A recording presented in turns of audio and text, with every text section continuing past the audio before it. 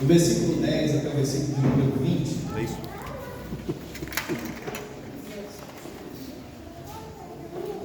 Nós não vamos abordar aqui versículo por versículo, nós vamos pensar um pouco nesse texto, pelo que a palavra de Deus está trazendo para nós.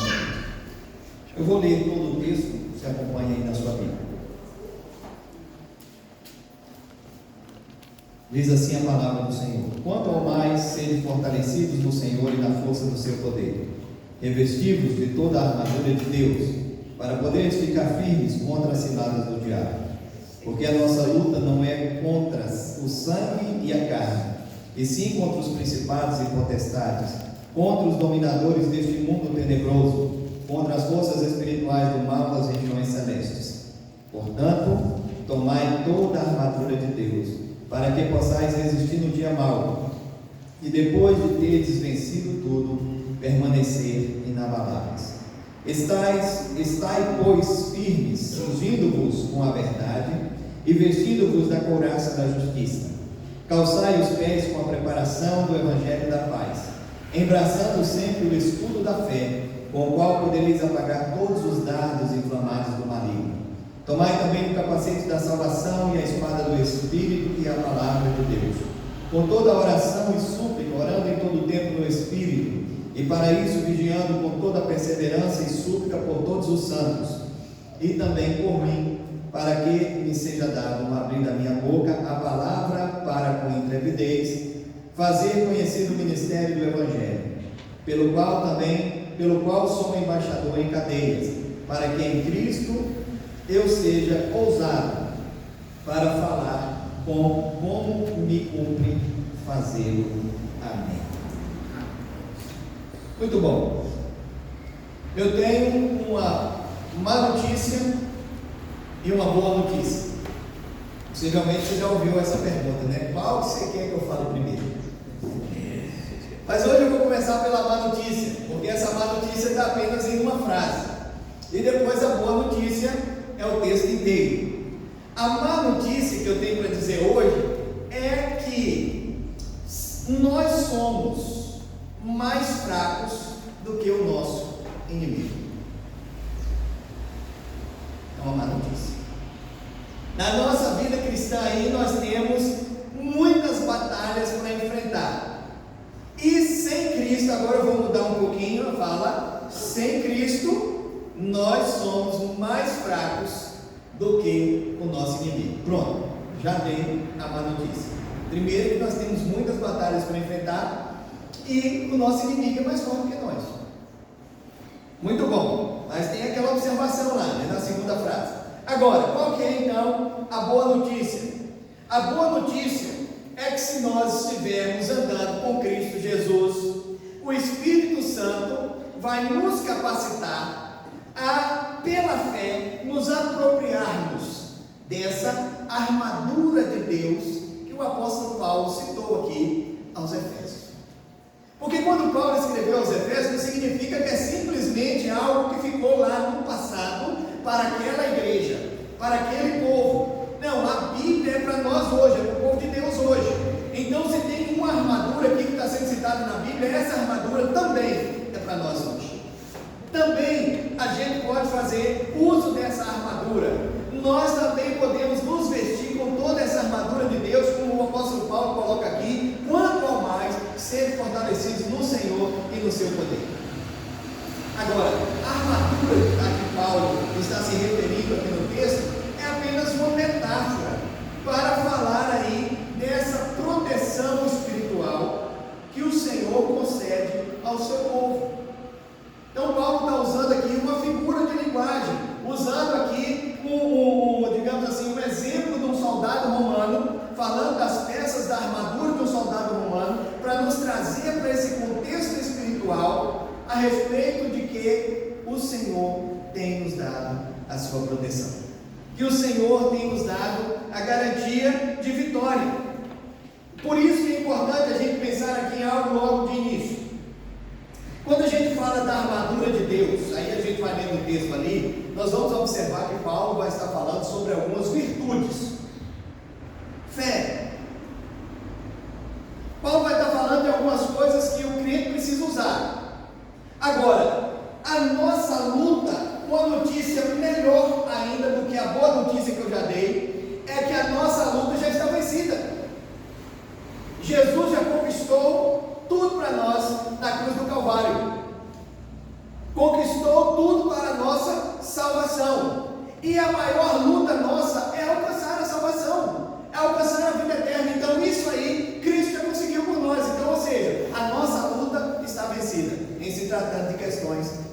espirituais. Mas nós vamos precisar pensar aqui sobre outras coisas com relação a essa nossa luta diária. E aí sim entram essas virtudes aqui que o apóstolo Paulo está citando. Agora, é importante a gente ressaltar também o seguinte: a armadura é de quem? De Deus. Não é invenção do homem. Essa armadura aqui é de Deus. Então a gente vai se apropriar dela através da fé em Cristo Jesus. Muito bom. Mas digamos assim, nós vamos entrar em uma guerra. O que você precisa saber nessa guerra? Tem muitas coisas que se precisam saber, mas tem uma coisa em especial que nós precisamos saber e que nós precisamos conhecer. Não que isso seja importante para a nossa vida cristã, mas para o nosso combate. Nós precisamos conhecer quem é o nosso inimigo. Quem é o nosso inimigo? Quando Paulo fala assim, olha, nós estamos em uma guerra, então você precisa de toda a armadura de Deus. Agora, preste atenção na primeira coisa que Paulo vai colocar aí. Quando ele fala dessa armadura, versículo de número 12, acompanha aí na sua Bíblia. Observe o que Paulo vai dizer aí. A primeira coisa, ele já vai começando a instruir os crentes. Olha, você não vai pegar essa armadura aí, essa espada, esse capacete, você vai matar uns aos outros, não. Ele começa dizendo aqui, o versículo de número 12: a nossa luta não é contra o sangue e a carne. A nossa luta não é contra o nosso irmão. A nossa luta não é contra o nosso próximo. A nossa luta não se consiste contra as pessoas. Com quem que nós estamos lutando? Diz ele aqui ainda, continuando no verso 12: e sim contra os principados e potestades, contra os dominadores deste mundo tenebroso, contra as forças espirituais do mal nas regiões celestes. Pronto, Paulo já definiu aqui. Com quem é que nós lutamos? Não é um contra o outro. Na verdade, se um exército começar a lutar um contra o outro, está perdida a guerra. Um exército no campo de batalha, aí ao invés de alvejar o inimigo que está lá na frente, eles começam a alvejar um ao outro que está do lado. Perdeu a luta, acabou. O inimigo vai só cruzar os braços e ficar olhando, e ainda. Paulo então define logo isso aqui, logo de início. A nossa luta é contra quem? Principados e potestades. Irmão, são muitos inimigos. Ele não coloca aqui no singular, ele põe no plural: principados e potestades. E o chefe de todos eles, lá em 2 Coríntios, no capítulo 4, versículo 4, Paulo vai dizer quem é. O chefe de todos eles aqui é quem? O Deus desse século. Como Paulo chama o diabo, o acusador, o mentiroso. Tem alguém aqui que não é de Minas? Tem aí não? Você é de onde? Da Bahia. Então, tem mais um baiano aqui. Lá na minha cidade, não sei se lá na sua cidade é assim também. Lá na minha cidade, na Bahia, chama de cramunhão. Pé de bode. Então o diabo tem muitos nomes. Né? Aqui em Minas normalmente chama como? Capeta. Capeta. Então, mas não, foi boa essa observação, viu, pastor Márcio? Você já viu aquelas mães que brigam com os meninos assim? Menino, viado, capeta. Capeteado. Olha, muda o linguajar se for dessa maneira, tá bom? Mas lá na Bahia a gente chamava assim, cramunhão, pé de bode. A Bíblia também dá vários nomes ao diabo. Ele é o acusador, ele é o tentador. Ele, como diz aqui o apóstolo Paulo, é o príncipe ou Deus deste século. E esse diabo que nós estamos falando dele aqui, ele é quem? É o chefe das principados e potestades. Todos aqueles anjos que foram lançados para fora do céu, para fora do paraíso de Deus, juntamente com ele, porque pecaram contra Deus e queriam assumir o lugar de Deus. Agora, outra boa notícia. Eu falei que a má notícia é que nós somos mais fracos do que o nosso inimigo. Mas uma outra boa notícia, além de que se andarmos com Jesus, nós já somos vitoriosos, é que o poder do inimigo, apesar do inimigo ser mais forte do que o ser humano, o diabo é mais forte do que o ser humano, digamos assim, mas apesar disso, esse poder do diabo é limitado. Ele não pode fazer o que ele quer. Vamos pensar aqui. A Bíblia diz que o diabo veio para quê? Matar, roubar e destruir. O que aconteceu com Jó? Ele destruiu. Ele roubou. Mas ele não pôde matar. Por que ele não pôde matar? Porque Deus não deixou. Então, o poder do diabo é limitado. Às vezes a gente fica fazendo aí um duelo entre Deus e o diabo, como se o diabo pudesse ter força para lutar contra Deus. Não, ele não tem a mínima força para lutar contra Deus. Eu não sei se você já ouviu aquela frase, né, que às vezes você coloca até em carro, na parede. Inclusive eu vi numa casa uma vez escrito, né, uma frase lá que eu fiquei assim, imaginando o que era aquilo. Mas você já viu dizer assim, está amarrado? É isso mesmo. Literalmente o diabo está amarrado. E eu gostava, o reverendo Zé João, ele usou uma ilustração no seminário, dizendo uma vez o seguinte: o diabo, ele está amarrado, mas ele é como aquele cachorro que fica preso em um arame. Você já viu quando põe assim? Fixa o arame lá, fixa lá do outro lado, põe a corrente no cachorro e ele fica preso ali dentro da corrente. Então ele fica correndo ali, ele não pode ir lá, mas ele fica correndo aqui. Significa que se você se aproximar dessa área aqui, ele pode te atacar, ele pode te ferir. Então o diabo está amarrado, mas o que acontece muitas vezes é que os crentes estão andando sem a armadura de Deus, e é por isso que muitas vezes eles são feridos, porque o diabo não para, ele não descansa, ele está sempre em combate. Eu não sei se você conhece essa história de que o diabo não descansa. O pastor que estava na praia, de férias, já ouviu falar? O pastor estava de férias na praia, e de repente aparece um irmão por lá. Eu não, pastor, só aqui uma hora dessa, na praia. Aí você, irmão, estou de férias. Pastor, o diabo não descansa, não tira férias. Você é nele, mandou você aqui para me perturbar. Mas o diabo não tira férias não, irmãos, ele está sempre nos atacando. A Bíblia diz que ele é como um leão que anda em derredor, rugindo, procurando aqueles que ele possa devorar. E aí muitas vezes, se a gente estiver sem armadura, a gente não sabe que hora que ele vai atacar. E aí sim, ele pode nos ferir mesmo. Mas o poder do diabo é limitado. O problema é que muitas vezes nós é que não estamos com a nossa armadura. Ele não é como Deus, onisciente, onipotente, onipresente. O diabo não pode estar em vários lugares ao mesmo tempo. E isso aqui é interessante da gente observar, porque então como é que um irmão é tentado aqui, o outro irmão é tentado lá nos Estados Unidos, outros lá? Por que se o diabo não pode estar em vários lugares ao mesmo tempo? É por causa daquilo que eu falei no início. O diabo é o chefe. Chefe de quê? Principados e potestades. Já que ele não pode estar em vários lugares ao mesmo tempo, quem é que ele usa para nos atacar? Os seus demônios. Por isso que algumas vezes se fala assim, Satanás e os seus demônios. É esses que ele usa para mandar infernizar a vida do crente, para tentar os crentes, para querer derrubar os crentes. Agora, irmãos, é importante a gente saber, a nossa luta é contra quem? Contra o diabo e contra esses principados e potestades. Então, nós precisamos estar atentos. Sabe por quê? Quando se fala de uma questão de que o diabo ele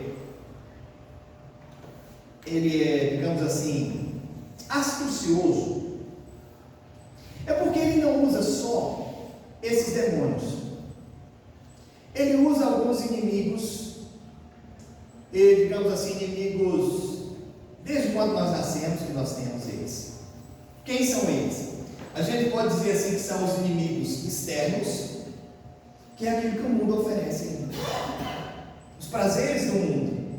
Esses são os inimigos externos que o diabo muitas vezes usa, que às vezes nos mostra, que às vezes a gente está até despercebido, mas aí ele nos mostra aquilo para nos fazer gerar esse sentimento e esse desejo dentro de nós, e aí nós pecamos, nós agimos errado.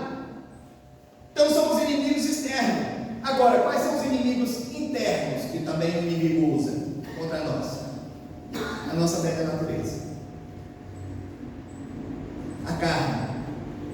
É por isso que a Bíblia fala tanto que nós precisamos fazer morrer a velha natureza. A Bíblia diz que nós precisamos fazer morrer a nossa carne, os nossos desejos pecaminosos, porque a cobiça está onde? Lá fora? Não, ela está dentro de nós. Eu tenho um livrinho lá em casa que a gente até usou ele no acampamento uma vez, como tema do acampamento, o mal que habita em mim. É aquilo que o apóstolo Paulo diz: o bem que eu quero fazer, esse eu não faço, mas o mal que eu não quero, esse está sempre à minha frente. Então é essa a vida do crente, é essa a luta do crente, e é isso aqui que Paulo está dizendo para nós: olha, nós temos que lutar. Agora, nós não somos capazes de vencer sozinhos. Se nós estivermos sozinhos, e se lutarmos então com inimigos no campo da esfera espiritual, nós precisamos de armas espirituais. Nós precisamos aqui de armas que são dispostas por Deus. O apóstolo Paulo, lá em 2 Coríntios, no capítulo 10, versículo de número 4, ele fala que as armas da nossa milícia não são carnais, mas poderosas em Deus.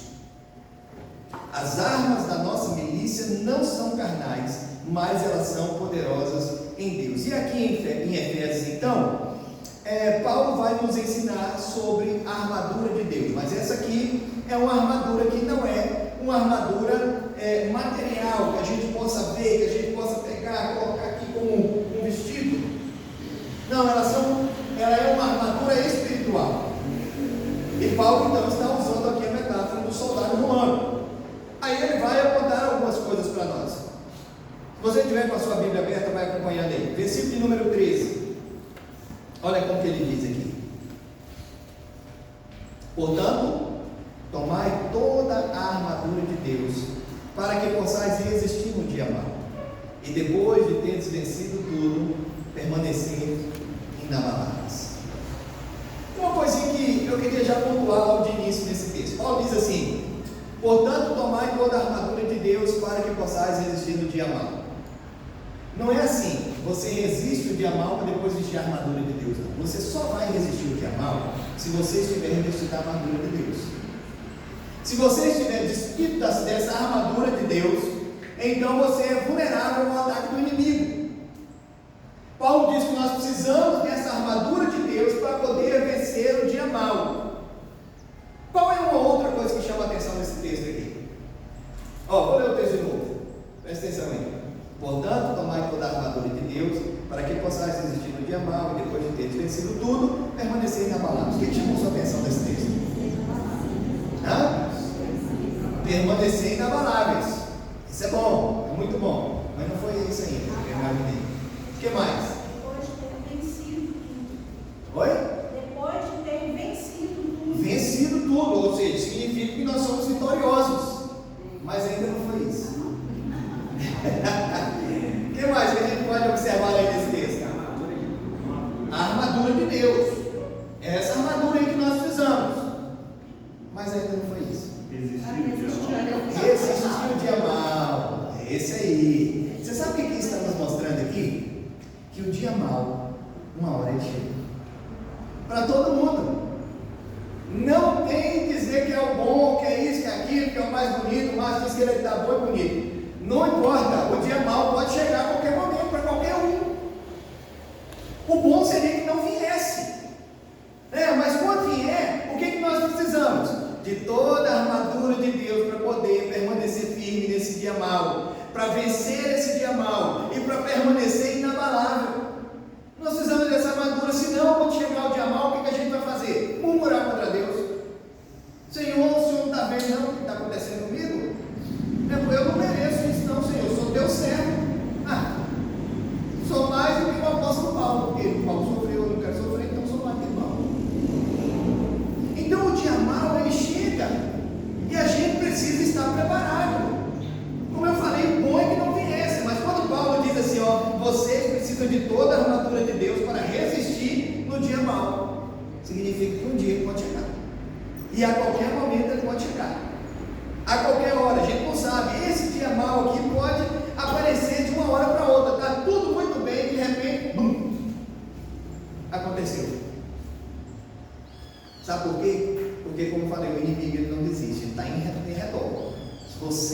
vacilou, qualquer pouquinho, pá. E aí é a hora que chega esse dia mau. Muito bom. Agora, Paulo está usando aqui essa figura do soldado e ele vai descrevendo cada parte dessa armadura de Deus aqui.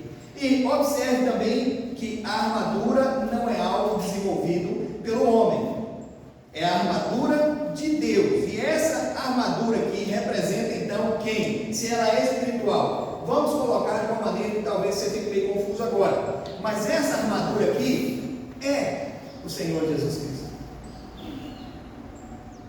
Essa armadura que Paulo está falando aqui, ele está se referindo ao Senhor Jesus e tudo aquilo que ele conquistou na cruz por nós.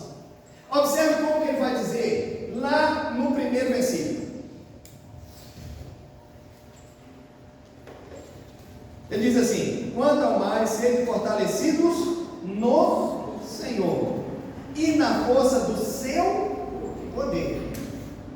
É no Senhor e na força do seu poder. Aí ele vai fazer então, usar essa figura de linguagem da armadura que de fato representa o Senhor Jesus. Agora, o versículo 14 ele começa então a falar das peças da armadura. E como eu disse aqui, ele vai apontando algumas virtudes que o cristão deve ter na sua vida. Como por exemplo, ele começa dizendo: estais pois firmes, cingindo-vos com a verdade. Estais pois firmes, cingindo com a verdade. Quando a gente pensa na armadura do soldado romano, nós vamos nos lembrar aqui de que eles usavam um cinto. E naquela época os soldados usavam saia. Não era calça aqui igual nós usamos, bermuda. Às vezes eles usavam saia, ou um vestido mais comprido. Então eles tinham um cinto que eles colocavam ali para segurar todas as outras peças da armadura. Tudo partia do cinto. Era nesse cinto também que eles colocavam muitas vezes pendurada a espada. Então, quando a gente pensa aqui nessa armadura como o Senhor Jesus, nós vamos ver o quê? Que esse cinturão da verdade aqui representa a verdade sobre Cristo Jesus. E é a partir daqui que tudo começa, porque tudo na vida do cristão começa a partir do Senhor Jesus Cristo. Tudo na nossa vida. Lá em João capítulo 15, versículo número 5, o Senhor Jesus diz: eu sou a videira verdadeira, vocês são ramos. Aquele que permanecer em mim, esse vai produzir frutos, porque sem mim nada podeis fazer. Sem mim nada podeis fazer. Agora, o cinturão da verdade. A verdade aqui é quem? São as verdades relacionadas a Cristo Jesus. Quem é Jesus Cristo? O Filho de Deus. O que aconteceu com Jesus? Ele veio ao mundo, ensinou o amor, foi condenado pelos homens, entre aspas, era um plano de Deus, mas ele foi para a cruz do Calvário, verteu seu sangue, pagou um alto preço por nós. O sangue dele é suficiente para perdoar os nossos pecados. E Jesus ressuscitou ao terceiro dia. Aí começa o problema, porque o diabo é mentiroso, ele é o pai da mentira. Aí a minha esposa fala assim: precisa saber quem é o filho.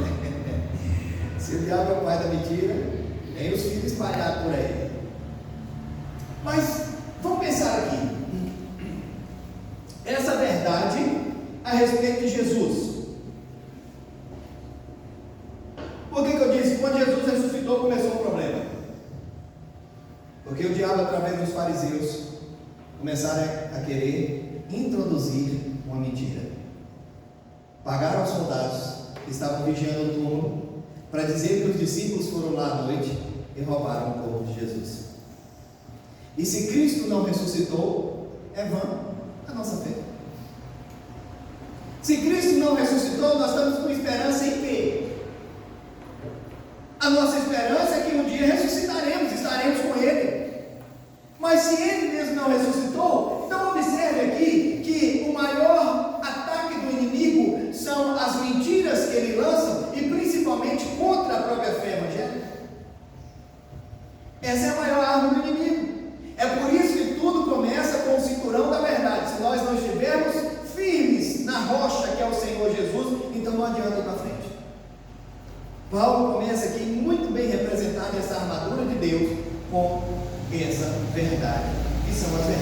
respeito do Senhor Jesus. Agora, quando o crente ele vive na mentira, então ele deixa muitas brechas na sua armadura para que o inimigo ataque. Eu não sei se eu já comentei aqui com vocês, eu conheci um rapaz, eu vou citar o nome dele aqui, talvez ninguém conheça, o Berg, Rosenberg, o nome dele. Dizia que o nome dele era Berg, mas a mentira até no nome. Ele tinha vergonha de falar o nome, Rosenberg. Mas ele mentia tanto, não sei se ele também mente hoje. Ele acreditava nas próprias mentiras dele. Ele falou isso uma vez. Ele falou assim: eu acredito nas minhas próprias mentiras. Eu começo a falar um negócio, quer dar um negócio na minha cabeça, que eu achei que aquilo é verdade. E ele crente, ou pelo menos estava acompanhando a igreja, e tinha sérios problemas no relacionamento dele. A esposa dele não conseguia acreditar nele, mas de uma mentirinha que ela foi descobrindo e outras que foi crescendo, agora a esposa já não acreditava mais. E se ele atrasasse de chegar no trabalho por algum motivo, pronto, era um motivo de briga, porque ela perguntava: onde você estava? Atrasei no trabalho, não acredito. Então, se o crente deixar a mentira entrar, ele vai abrir uma brecha grande, e não vai atingir só uma área da vida dele, não, várias áreas. Era um problema desse rapaz. Ele tinha sérios problemas no casamento. Por quê? Porque ele não estava considerando a verdade. Então nós precisamos dessa armadura de Deus em todo o tempo. Agora observe que Paulo vai continuar falando aqui. Ele continua dizendo: e a couraça da justiça. Essa couraça aqui é uma peça que, como a gente veio falar assim, couraça, a gente pensa que é de couro, mas muitas vezes ela era feita de metal. Em alguns filmes, desses filmes medievais que a gente assiste, né, de Vikings, essas coisas, a gente observa que alguns deles usavam uma couraça que parecia mais um bocado de correntezinha junto assim, e que vem então até o pescoço. É justamente para livrar dos golpes de espadas, de flechas e outras coisas mais. Bom, então essa couraça aqui também é uma peça muito importante. Agora, couraça da justiça. E essa justiça aqui, ela não é nossa. Observe que eu falei, essa armadura é quem? O próprio Senhor Jesus e as virtudes que Ele conquistou para nós na cruz do Calvário. Essa justiça aqui não é nossa, nós não somos justos. De maneira nenhuma. Muitas vezes mesmo, nós erramos e nós agimos com injustiça. Mas quando se fala dessa questão espiritual, nós somos justificados na justiça de Cristo Jesus, o preço que Ele pagou por nós lá na cruz do Calvário. E apesar do diabo ser, a gente chama ele de o acusador, porque ele nos acusa dia e noite, apesar dele ser esse acusador, ele cai por terra, as suas acusações caem por terra diante da justiça de Cristo. É engraçado, eu me lembro aqui, eu assisti aquele filme O Alto da Compadecida, não sei se vocês já assistiram. Muito engraçado, por sinal. Mas quando chega naquela cena final ali, né, que o diabo está lá para acusar, fez isso e aquilo, mas o sangue de Jesus purificou, lavou, perdoado, tá? Só que ali eles põem uma outra figura, né? Mas para nós a gente sabe quem é. É o sangue de Cristo Jesus na cruz do Calvário. Então, quando o diabo tenta nos acusar, ele se depara com esse Jesus que já pagou o preço por nós. É por isso que o apóstolo Paulo, lá em Romanos, ele diz no capítulo de número 8, lá a partir do versículo 30, 31, 32, por aí, ele vai dizer o seguinte: quem tentará acusação contra os eleitos de Deus? É Deus quem os justifica, quem os condenará? Ninguém. Ninguém pode condenar um crente que está revestido em primeiro lugar com a verdade, que é Jesus Cristo, as verdades a respeito de Jesus, e ninguém pode acusar um crente que também está justificado na justiça de Cristo. Por mais que o inimigo tente acusar, mas ele vai sempre se deparar com isso aqui. Nós fomos justificados na justiça de Cristo. No entanto, isso aqui não é margem para que o crente viva no pecado, viva na prática do pecado.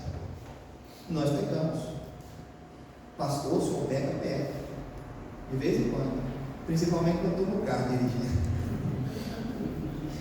Só Jesus, né? Quando você está no carro, é difícil. Então, mas o inimigo pode tentar acusar. No entanto, ele vai se deparar aqui com essa justiça de Cristo. Aí o apóstolo Paulo continua dizendo, lá no versículo 15, ele fala das sandálias do Evangelho da paz. Uma estratégia, as estratégias do inimigo, elas são sujas. E quando alguns historiadores dizem o seguinte, que nas guerras lá do Oriente Médio, nas guerras antigas lá, muitas vezes as pessoas, os soldados que estavam na guerra, eles corriam descalços. Aí qual foi a estratégia do inimigo? Eles começaram a jogar coisas pontiagudas no campo de batalha. Então o soldado às vezes vinha correndo ali, ele ficava prestando no chão no que ele está pisando, presta atenção. Aí furava o pé, machucava o pé, pronto, ele saía da batalha. E o exército ia só enfraquecendo. Então o exército romano inventou era mais uma espécie de uma bota de couro amarrada nos pés, que aí eles podiam correr. E aquele couro duro ali, eles pisavam às vezes nas coisas pontiagudas e não furavam o pé. Aí o apóstolo Paulo está nos dizendo, olha, nós vivemos nesse campo de batalha espiritual e nós precisamos estar calçados os nossos pés no Evangelho da paz.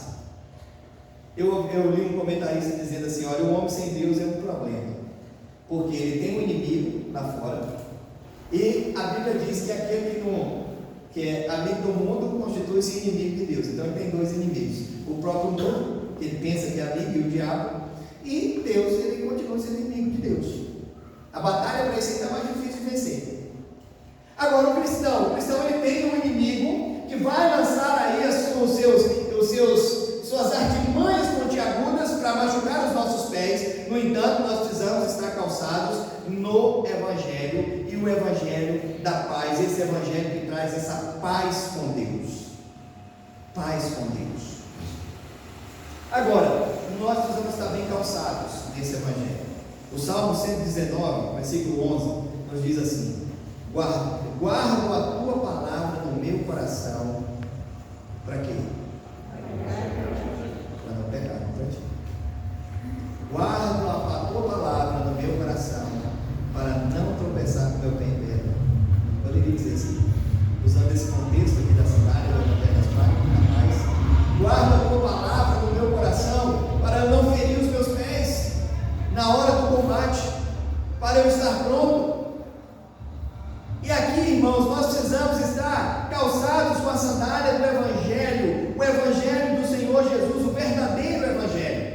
Porque muitas vezes o que tem acontecido é isso. Você já usou um tênis de Nova Serrana? Um tênis de Nova Serrana é bom também, eu já usei. Eu não só usei, não. Hoje, quando a gente estava vindo, meu cunhado lembrou. Aí ele falou assim: a gente já vendeu sapato de Nova Serrana. E realmente, quando eu estava no seminário, eu comprava rasteirinha lá em Nova Serrana, que era o mais original que tinha, e vendia. Muito bom. Esse evangelho falso, o que ele causa? Ele causa uma impressão de que você está protegido, mas no entanto, você não está. É por isso que a gente precisa do verdadeiro evangelho, porque hoje em dia é pregado por aí tanta coisa, tanta doutrina falsa, o liberalismo teológico, o pragmatismo, a teologia da prosperidade. Então nós precisamos estar calçados com o Evangelho da paz, aquele que traz paz com Deus de fato. O verdadeiro Evangelho que fala sobre a cruz de Cristo, o verdadeiro Evangelho que fala da nossa batalha, da nossa luta, mas que fala também da nossa vitória, através de Cristo Jesus. Não a nossa própria vitória, mas a que Ele conquistou para nós. Então é nesse Evangelho que nós precisamos estar calçados. Mas versículo 16, Paulo ainda diz assim: embraçando sempre o escudo da fé. Existiam dois tipos de escudos para um soldado romano. Tinha aquele escudo pequeno, coloca no braço, que é para uma luta corporal, de defesa aqui, que negócio. Mas existia também um escudo grande, quadrado, grande. A gente vê nesses filmes por aí, né, quando tem as lutas, as batalhas, o exército romano, né, a centúria, eles estavam ali, eles pegam aquele escudo grande, se juntam um com o outro e fazem tipo um casco de tartaruga, e as flechas não conseguem penetrar, e eles vão se aproximando, até chegar ao ponto de um combate com o inimigo. Esse escudo que Paulo está falando aqui, ele se refere, a palavra grega que Paulo usou, ela pode ser traduzida como uma porta, ou seja, então esse escudo aqui é aquele escudo grande, né, para defesa. E outra coisa, esse escudo tinha uma tecnologia da época, que era o seguinte: eles às vezes vinham com uma manta de couro por cima da madeira. Por quê? O inimigo lançava as flechas, mas muitas vezes essas flechas incendiárias, com fogo na ponta da flecha. Então ela vinha, cravava no escudo e pegava fogo. Quando ela batia no couro ali, ela derretia o buraco do couro ali, a flecha caía no chão e o fogo não ia para frente. Aí Paulo diz aqui que esse escudo da fé para nós serve de quê? Para quê? Apagar os dardos inflamados do maligno que ele lança contra nós.